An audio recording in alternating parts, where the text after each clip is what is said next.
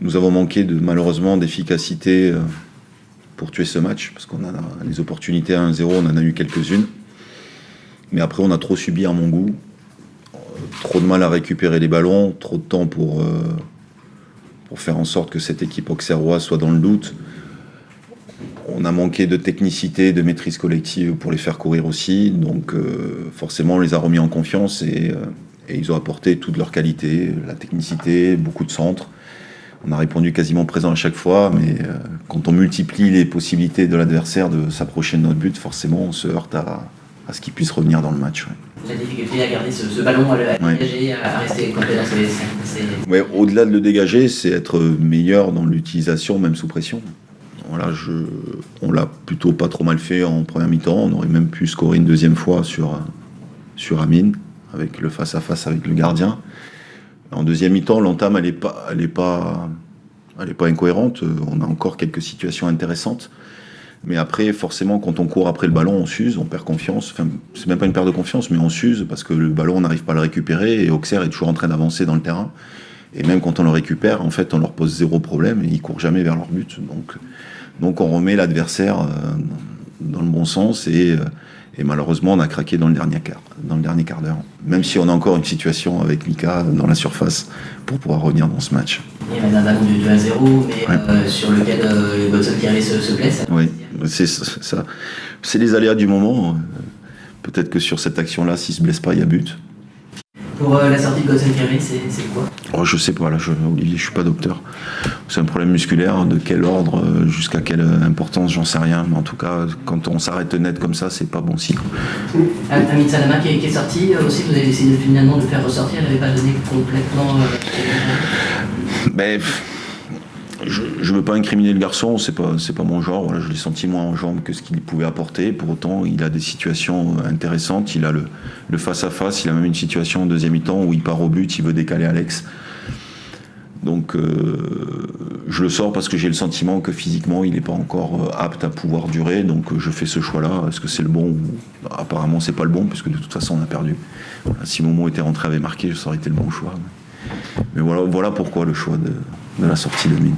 C'est la première fois que vous concédez 2 défaites consécutivement. Oui. Vous arrivez en poste. Oui. Cette trêve, gérer derrière. Oui. Bon, ça, je le savais que ça allait arriver un jour. Sinon, je suis entraîneur de Manchester City.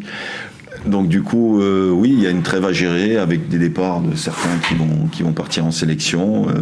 Pour autant, il y a 15 jours de travail devant nous pour préparer au mieux le déplacement à Quevilly. Donc voilà, on savait cette période-là difficile de par l'adversité. On savait qu'Auxerre allait être revanchard par rapport à leurs derniers résultats à domicile, leur défaite à Saint-Étienne. Donc voilà, il faut, comme quand on gagne, il faut être à même de pouvoir mesurer les défaites comme on mesure les victoires et repartir que par le travail, beaucoup d'humilité. Il y a des choses qu'on n'a pas bien faites aujourd'hui qui font qu'on a perdu le match. Voilà. Il y a Noé qui va en sélection. Oui, Brahim aussi, ouais. Oui. C'est une belle récompense de tout ce qu'il montre ces dernières semaines. Tout à fait, voilà. Le garçon est récompensé par ses prestations de chaque week-end. Ça reste un jeune joueur qui performe tous les jours. Donc je suis content pour lui parce que ça prouve que la formation déjà du Stade Malherbe avance, fonctionne bien.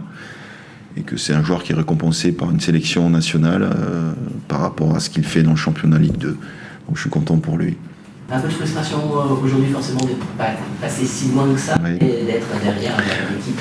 Pas si loin malheureusement, ça veut dire qu'on est loin. Voilà, pas si loin.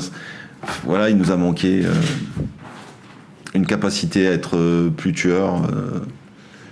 Voilà, il y a même une situation de Didi en première mi-temps sur un 3 contre 2 qui est très mal joué. Il y a eu plein de petites situations comme ça où on a mal joué les coups pour leur faire encore plus mal.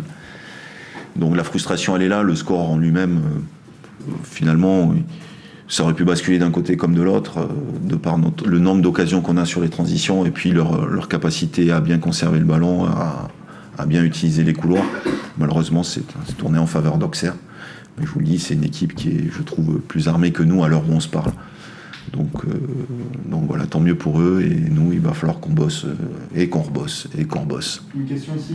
Est-ce que vous avez été surpris par le positionnement de la Cincinnati? Là, j'ai été plutôt à 2 attaquants sur ce match-là. Et éventuellement aussi le choix de demander à Elisha Ouzou de revenir très bas entre les centraux. Est-ce que ça vous a surpris? Non, puisqu'on avait identifié que par moment, ils sortaient le ballon à 3. Après, en tout cas, ça ne nous a pas posé plus de problèmes que ça. Ce qui nous a posé du problème, c'est surtout toutes les passes interlignes, pourtant qu'on avait ciblées. Trouver Perrin et Hein au cœur du jeu, je pense qu'on a manqué là d'agressivité pour intervenir, même si ça reste des bons joueurs et qu'ils sont...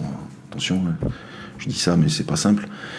Et après, forcément, on savait qu'ils allaient amener le ballon sur les couloirs par les latéraux. Ils ont très peu de joueurs dans les couloirs, hormis les latéraux, et qu'ils amenaient beaucoup de centres. Et qu'il fallait répondre au marquage dans la zone de vérité. Donc je suis pas surpris de ça. Après, le coach a essayé 3 systèmes dans le match. Donc, voilà, il a essayé le 4-4-2, ça fonctionnait pas. Il est repassé en 4-2-3-1. C'est à ce moment-là qu'ils ont égalisé et puis pris l'avantage. Donc non, on sait que cette équipe est armée. On voit le pouvoir du banc aussi, la capacité à pouvoir faire du turnover et amener à chaque fois une dynamique positive à l'équipe. C'est le cas de toutes les équipes qui descendent de Ligue 1 en général. Il y a des effectifs qui sont plus armés, tout simplement. Allez, merci beaucoup. Merci.